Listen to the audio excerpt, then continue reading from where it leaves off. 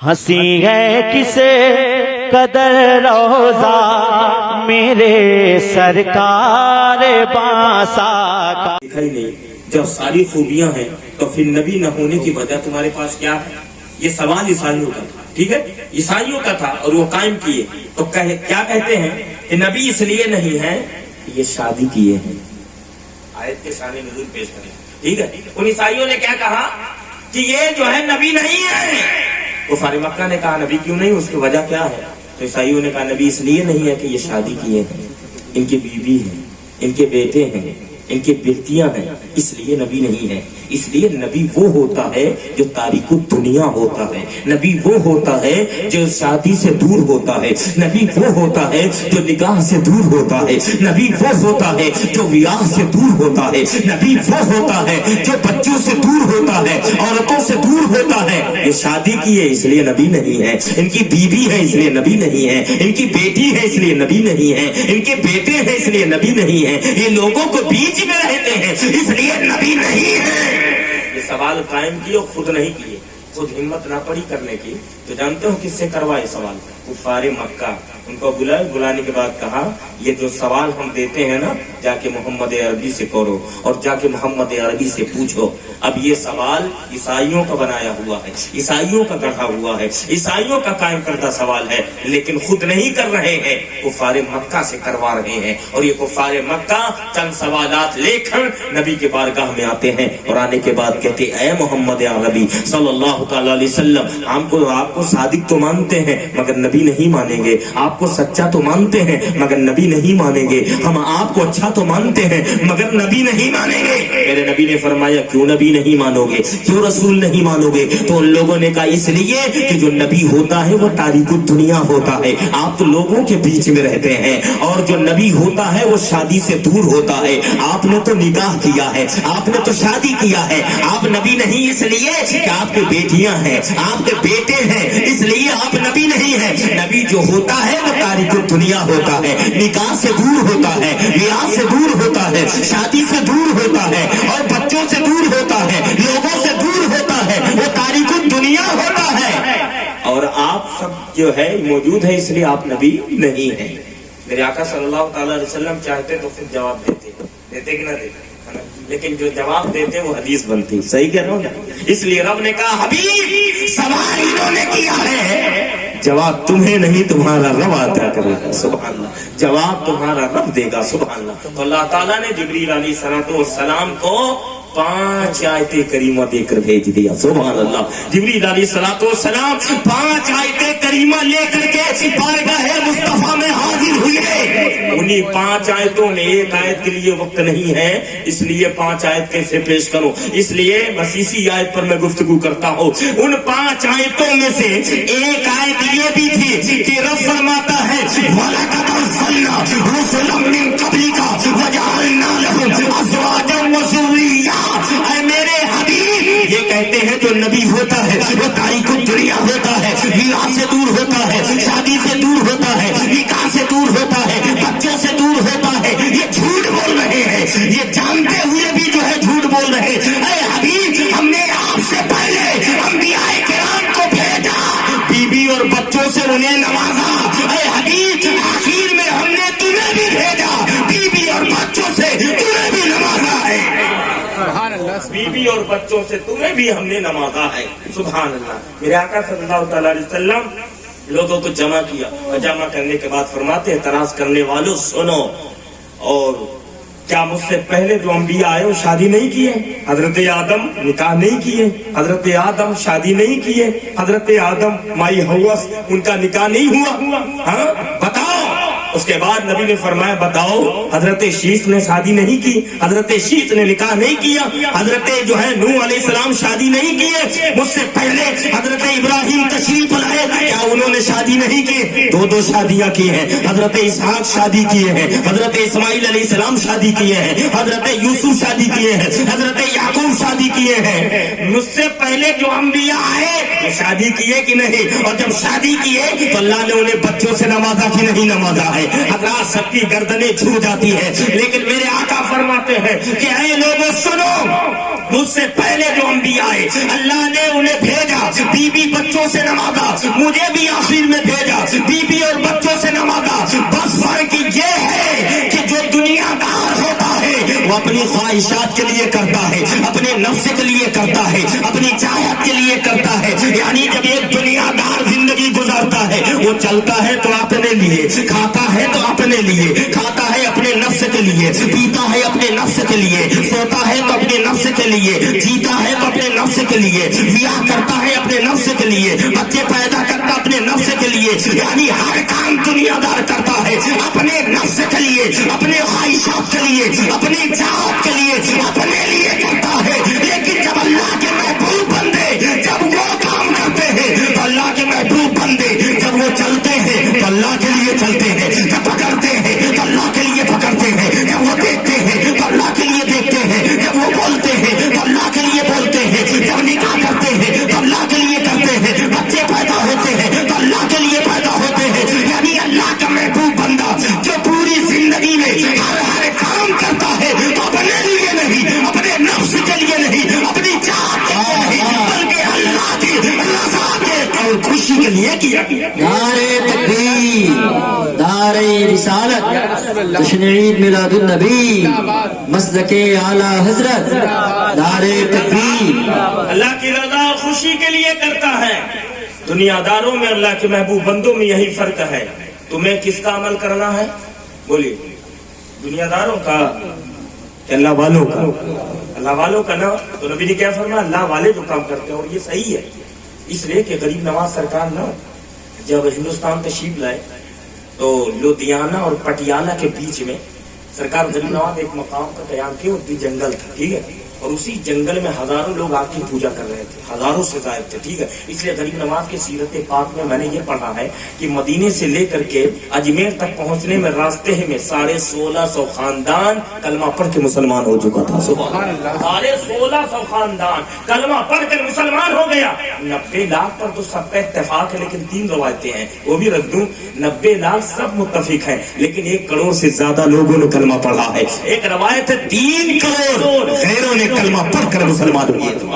تو ہزاروں سے زائد لوگ آ کے پوجا کر رہے تھے۔ غریب نواز سرکار اسی کے قریب میں اپنے غلام جو ساتھ تھے فرمایا کہ یہی قیام کرتے ہیں، اور جب قیام کیے تو عشاء کا وقت آ گیا، اور جب عشاء کا وقت آ گیا تو آپ سنے ہوں گے، پڑھے ہوں گے نماز، اگر عشاء میں جاتے ہوں گے تو، اور صرف جمعہ جاتے ہوں تو بات ہی الگ ہے۔ عشاء کی نماز میں امام صاحب چپکے سے پڑھتے ہیں یا آواز سے پڑھتے ہیں؟ بتائیے کیسے پڑھتے ہیں؟ آواز سے، بلند آواز سے نا، وہ پڑھتے ہیں، آپ سنتے ہیں، سننے کا حکم بھی ہے نا۔ تو عشاء کی نماز میں بآواز بلند قرآن کی تلاوت کیا جائے، الحمد شریف، اس کے بعد سورت جو تلاوت کی جاتی ہوگی۔ تو عشاء کی نماز کا وقت تھا، غریب نواز سرکار امامت فرما رہے ہیں۔ اور ایک یہ بھی سن لیجیے، غریب نواز سرکار اتنا خوبصورت قرآن پڑھتے تھے کہ جہاں تلاوت کرتے نور کی روشنیاں پھیل جاتی اور اجالا پھیل جاتا۔ جانتے ہیں جب قصبہ شہر نیشا پور میں جب آپ پڑھنے گئے نا تو بچوں نے شاگرد جو ہے استاد سے شکایت کی، بولے کہ غربت کا زمانہ ہے، تیل کی قلت ہے، لیکن معین الدین اپنے کمرے میں نا رات بھر چراغ جلاتے ہیں، رات بھر اجالا رہتا ہے۔ تو اس کے بعد استاد نے کہا کہ جب آپ رات میں چراغ جلے تو ہم کو بتانا۔ اس کے بعد جب رات میں کمرہ میں اجالا پھیلا تو شاگرد دوڑ کے گئے استاد پاس، جی چلیے دیکھیے چراغ جل رہا، پورا کمرہ میں اجالا پھیلا ہوا ہے۔ استاد آئے، آنے کے بعد جو ہے انہوں نے دیکھا، کھڑکی سے روشنی کو دیکھا، اور دیکھنے کے بعد شاگردوں سے کہا خدا کی قسم یہ چراغ کی روشنی نہیں ہے، معین الدین کے قرآن کے تلاوت کی یہ روشنی ہے۔ یہ شانتی اتنا خوبصورت پڑھتے، اور کتنا خوبصورت وہ سنیے۔ جب لاہور پہنچے نا داتا گنج بخش لاہوری کی مدار پاک کی، تو چند دن رکے، اور رکنے کے بعد جو ہے قرآن کی تلاوت کی۔ جب یہ قرآن مکمل ہوا تو آپ آگے چلنے کا ارادہ فرمایا تو مدار پاک سے آواز آتی، سبحان اللہ بولے، مدار پاک سے آواز آتی۔ کیا آواز آتی معلوم ہے؟ اے معین الدین ذرا ابھی ٹھہریے، ابھی مت جائیے، سبحان اللہ، ابھی ٹھہریے۔ تو اس کے بعد پھر ٹھہر گئے، 40 دن تک رہے، 40 دن رہے، قرآن کی تلاوت کرتے رہے۔ جب 40 دن کے بعد پھر چلنا چاہیں تو آواز آئی، معین الدین میں تو یہی چاہتا ہوں کہ زندگی بھر یہیں رہو، قرآن کی تلاوت کرو، میں سنتا رہا، لیکن آگے بہت کام کرنا ہے، اس لیے میں اجازت دیتا ہوں، جاؤ۔ تمہارا قرآن کی تلاوت سننا مجھے بہت پسند آ رہا، پڑھنا مجھے بہت پسند آ رہا، سبحان اللہ۔ حضرات اتنا خوبصورت پڑھتے تھے۔ اب سنیے، गरीब नवाज सरकार जब ईशा की नमाज में कुरान की तिलावत की, सूरह फातिहा के बाद जब सूरत मिलाई ना, तो जो लोग पूजा कर रहे थे आपकी, वो क्या किए मालूम है? अपना काम छोड़ दिए। बोले ना सुभान अल्लाह। अपना काम छोड़ दिए और छोड़ करके जानते हो सब आके खड़े हो गए। अब खड़े हो गए तो देख रहे हैं गरीब नवाज और उनके गुलामों का उठना देख रहे हैं, खड़ा होना देख रहे हैं, कयाम देख रहे हैं, रुकू देख रहे हैं, माथे को जमीन पे रखना देख रहे हैं, और उसके बाद जो है सजदा करते हुए देख रहे हैं, बैठना कायदा देख रहे हैं और सुन भी रहे हैं। और उसके बाद जब गरीब नवाज सरकार इबादत से फारिग हुए तो ये सब के सब आगे हाजिर हुए और क्या कहते हैं, बाबा पहले तो ये बताएं आप पढ़ क्या रहे थे? अरे बोले पहले बताएं कि आप पढ़ के आ रहे थे। गरीब नवाज सरकार ने फरमाया, मतलब तुम लोगों ने कहा पहले बताइए आप क्या पढ़ रहे थे। गरीब नवाज सरकार ने फरमाया, क्यों पूछ रहे हो? तुम लोगों ने कहा इसलिए पूछ रहे हैं कि जो आप पढ़ रहे थे उसका असर कान पे कम दिल पे ज्यादा हो रहा था। कान पे कम दिल पे ज्यादा असर हो रहा था। हम अपने काम को छोड़ करके आपको सुनने चले आए, आपको देखने चले आए। अब जब गरीब नवाज सरकार को लोगों ने गौर से देखा तो देखने के बाद एक जबान होकर, जानते हो क्या कहा? वो जुमला सुना। एक जबान होकर कहते, बाबा आपसे पहले भी हमने मुसलमानों को देखा है। क्या देखा? आपसे पहले भी हमने मुसलमानों को देखा है, उनके लिबास भी देखा है, उनकी बोली भी हमने सुनी है, चलना भी देखा है, बैठना भी देखा है, उनके जिंदगी को हमने देखा है। लेकिन बाबा आप तो उनमें से अलग नजर आ रहे हैं। बोले ना सुभान अल्लाह। आप तो अलग नजर आ रहे हैं, आप तो अलग नजर आ रहे हैं। तो मेरे गरीब नवाज सरकार ने फरमाया, कैसा अलग समझ रहे हो? तो उन लोगों ने कहा, बाबा अब मुसलमान को देख कर लगता यह है कि मुसलमान चल रहा है, मुसलमान बोल रहा है, लेकिन आपको देख कर लगता है कि मुसलमान की सूरत में इस्लाम चल रहा है, इस्लाम बोल रहा है। अल्लाह अकबर। ये शान थी, है ना? तो अल्लाह वाले जो होते हैं वो जानते हो नबी की हर सुन्नत पे अमल करते हैं। सुभान अल्लाह। समझ रहे हैं आप? तो हजरात तुम्हें जो अपनाना है वो किसकी जिंदगी को अपनाना है? बोलिए बोलिए।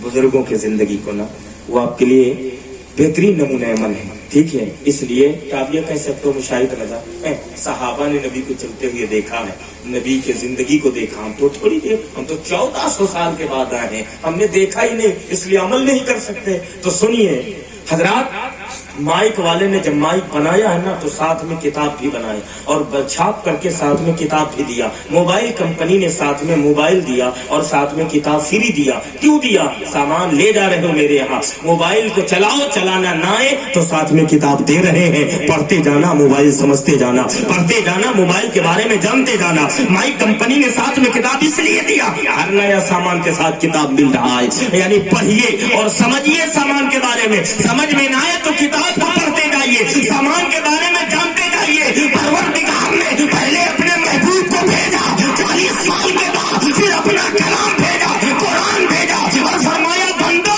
महबूब भेज रहा हूँ, मेरे महबूब की आदत समझो, उठना देखो, नबी की अज़मत समझो, मेरे महबूब का मकाम समझो, मेरे महबूब के खानदान को समझो, मेरे महबूब की उम्मत को समझो, मेरे महबूब के सहाबा को समझो, मेरे महबूब के सिद्दीक को समझो, उनके उमर को समझो, उनके उस्मान को समझो, उनके अली को समझो, उनके खानदान को समझो, उनकी आदत समझो, उनकी खसलत समझो, उनके किरदार समझो, उनके जो है सीरत को समझो। अगर समझ में ना आए तो मैं साथ में कुरान दे रहा हूँ। नबी का चेहरा जानना हो तो वद्दुहा पढ़ लेना, नबी का नूर जानना हो तो कद्दाकुम मिनल्लाहि नूर पढ़ लेना, नबी की रहमत जानना हो तो मा अर्सलनाका इल्ला रहमतल लिल आलमीन पढ़ लेना, नबी का खानदान जानना हो तो इन्नमा युरीदुल्लाहु लियुज़हिबा अन्कुम अर्रिसालत पढ़ लेना, और नबी के सिद्दीक के बारे में जानना हो वल्लज़ी जाअ बिस्सिद्क़ि वस्सदक़ पढ़ लेना, और जो है नबी के मकाम के बारे में जानना हो, नबी के सफर के बारे में जानना हो सुब्हानल्लज़ी यसरा पढ़ लेना, नबी के कदम के बारे में जानना हो या उसमें बिहादल बलद पढ़ लेना, नबी के हाथ के बारे में जानना हो तो यदुल्लाह फौका अयदीहिम पढ़ लेना, नबी के सीने के बारे में जानना हो तो नशरा पढ़ लेना, और नबी के अखलाक के बारे में जानना हो, नबी की आदत के बारे में जानना हो, नबी के जो है सीरत के बारे में जानना हो तो इन्नका लअला खुल्किन अज़ीम और लक़द काना लकुम फ़ी रसूलिल्लाहि उस्वतुन हसना पढ़ लेना। सुभान अल्लाह, सुभान अल्लाह। नारे तकबीर, नारे रिसालत, जश्न मिलादुन नबी,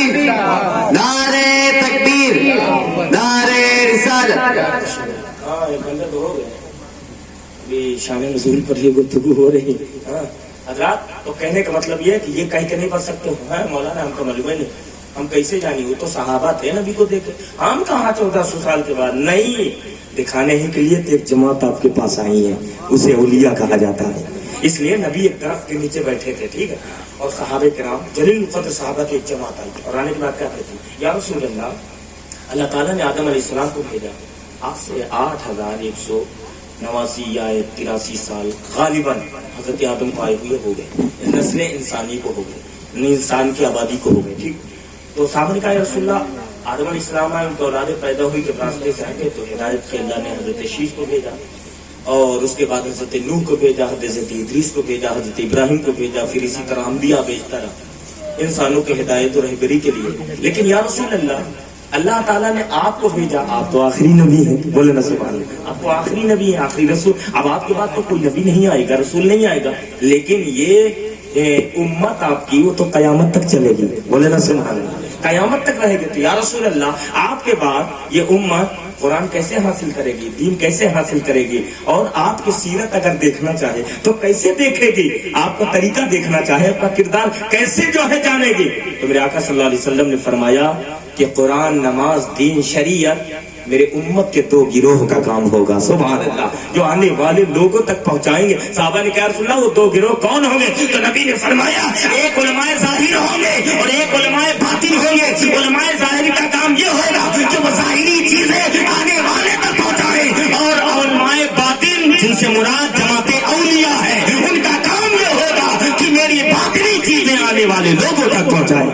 सुभान अल्लाह। यानी एक मेरी सुन्नत को बताएगा और एक मेरी सुन्नत को करके दिखाएगा, एक मेरी सुन्नत के बारे में बताएगा, हम बताते हैं। इसलिए मैं कहता हूँ कि आलिम को देख कर मत चलो, कभी कामयाब नहीं हो पाओगे। आलिम जो कहे उस पर चलो, और वली जो करके दिखाए उस पर चलो।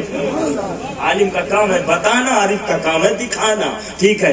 तो उसके बाद जो है नबी ने फरमाया, उलमाए ज़ाहिर का काम होगा मेरी सुन्नत के बारे में बताएगा, और मैं उलमाए बातिन औलिया का काम ये होगा कि मेरी सुन्नत को करके दिखाएगा, सुभान अल्लाह। तो हज़रात, इसीलिए बुजुर्गों की जिंदगी को देख कर अमल करो, उलमा के सुनकर अमल करो, सुभान अल्लाह। और अच्छा, ये तो 14 सदी गुजर गए, इमाम आदम अबू हनीफा के जमाने में, ठीक है, एक शख्स एक आलिम से पूछा, कहा हजरत ये बता, अगर हम जानना चाहें सिद्दीक़ अकबर का किरदार, उनका अखलाक, उनकी सीरत, नबी का अखलाक जानना चाहें, अगर हम जो है साहबे किराम, फारूक आज़म, उस्मान गनी, मौला अली, खुलफाए राशिदीन और अहले बैत के अगर किरदार और सीरत को हम जानना चाहें तो कैसे जाने, कैसे हम महसूस करें, कैसे हम जाने? तो आलिम दीन ने क्या कहा, अगर जानना चाहते हो तो मैं यही बता देता हूँ, अगर जानना ही चाहते हो सिर्फ तो मैं यही बता देता हूँ, और अगर देखना चाहते हो तो एक जात बताता हूँ, उनके पास चले जाओ। बोले कि बताइए कहाँ जाना है? बोले इमाम आजम अबू हनीफा के पास चले जाओ, सुभान अल्लाह। उसके बाद जो है अब वो शख्स आया, किस वक्त आया मालूम है? ऐसे वक्त बड़े बड़े इमाम, बड़े बड़े उलमा, बड़े बड़े है ना, वो सब देख रहे हैं आप यूट्यूब के जरिए क्या हालात हो गए, है ना, हम क्या आपको संभालेंगे, हम खुद ही बिगड़ जाए। सही बता, हम आपको क्या संभालेंगे, हम तो खुद ही बिगड़ गए। हम क्या हसद के बारे में आपको बताएंगे, हमारी जमात खुद हसद। हम क्या जलन के बारे में आपको बताएंगे कि भाई भाई से जलन मत करो, हम तो खुद जो है जलन कर रहे हैं। और ऐसी ऐसी जगह नहीं, इसी स्टेट में बड़े नूर पे जलन वासद किया जाए, ठीक है, अल्लाह खैर फरमाए।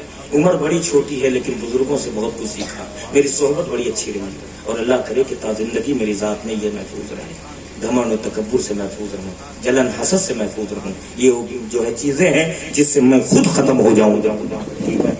हज़रात घबराए तो नहीं भाई, आप बात पूरी कर दूं, सारे लोग बोले, 2 लोग जो है सर हिलावत है, सारे लोग बोले ना भाई, पूरी करूं, सुने, अल्लाह खैर फरमाए, सबको अच्छा रखे। तो कैसे वक्त में गया मालूम है?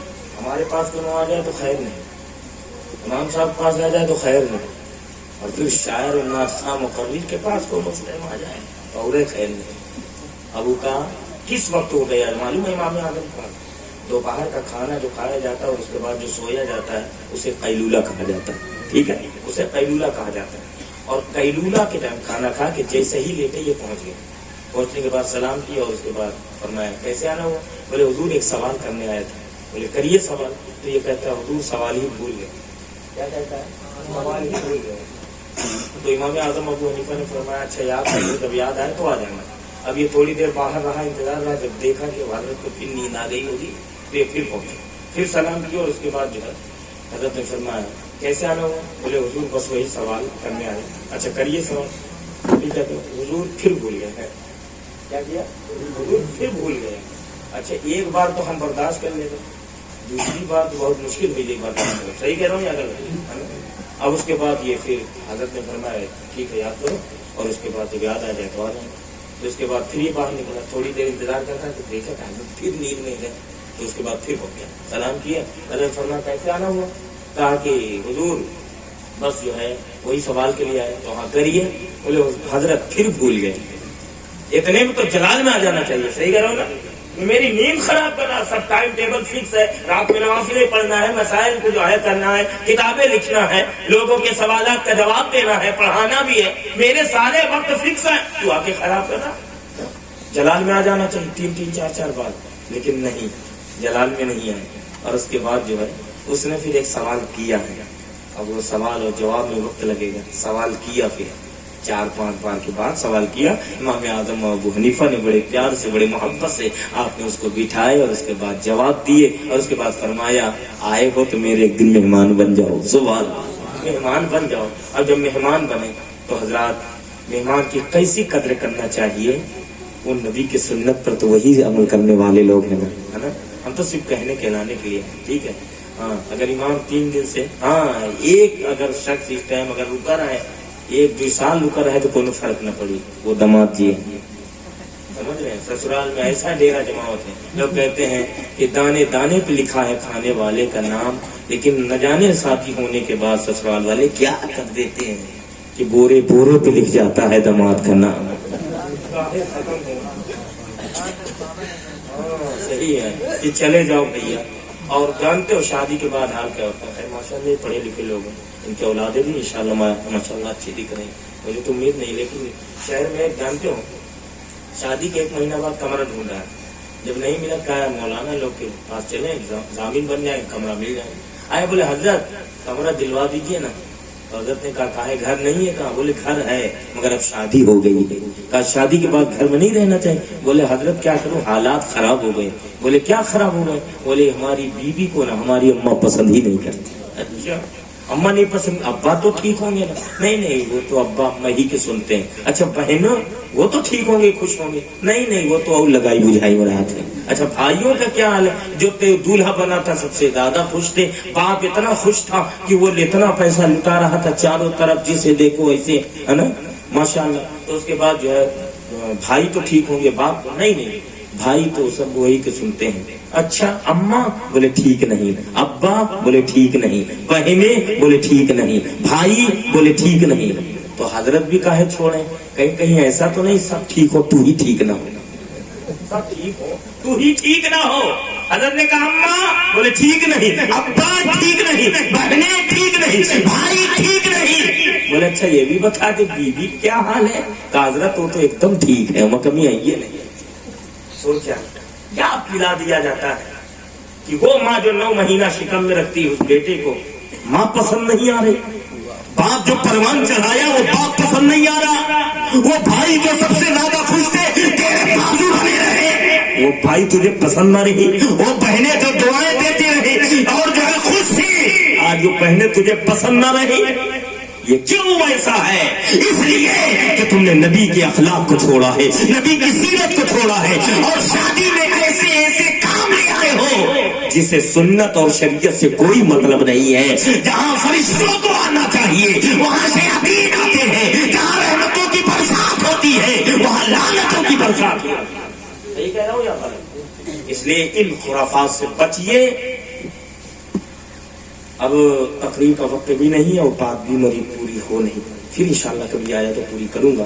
तो वो बात तो शख्स ने क्या कहा, हुजूर में सवाल तो बहाना था, दरअसल में सहाबा का किरदार देखने आया था, नबी का अखलाक देखने आया था और पाक को परखने और अंदाजने आया था کہ دیکھو صحابہ کا اخلاق آپ کے اندر موجود ہے کہ نہیں ہے, صحابہ کا کردار آپ کے اندر موجود ہے کہ نہیں. ارے بھیک مانگنے والا نبی کے گلے جو ہے گردن پہ چادر تھی, پیچھے سے کھینچا جو کہ ٹائٹ ہو گئی, سمجھ رہے ہیں, ٹائٹ ہو گئی. ہم اور آپ ہوتے تو غصے کا کیا معاملہ ہو, جلال کا کیا معاملہ ہو, لیکن نبی نے فرمایا کیوں چادر کھینچی, مجھے کچھ دے دو.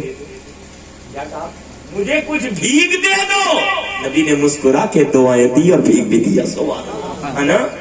اور ہم آپ اپنا دیکھیں, بس یہی میں کہتا ہوں, جو بہو آنے والی ہے اور جس گھر میں آنے والی ہے وہ ایک گھر کو چھوڑ کر دوسرا گھر آ رہا, اور ایک ماں باپ کو چھوڑ کر دوسرے ماں باپ کے پاس آ رہی ہیں. بس طریقہ بتا دوں کہ جھگڑا نہ ہو, لڑائی نہ ہو, کورٹ تک معاملہ نہ جائے, اور یہ سارے معاملات اچھا رہے, سارے لوگ سنیں, صرف وہی نہیں کہ شادی جو ہو رہی وہی خالی سنیں, آپ لوگ بھی سنیں.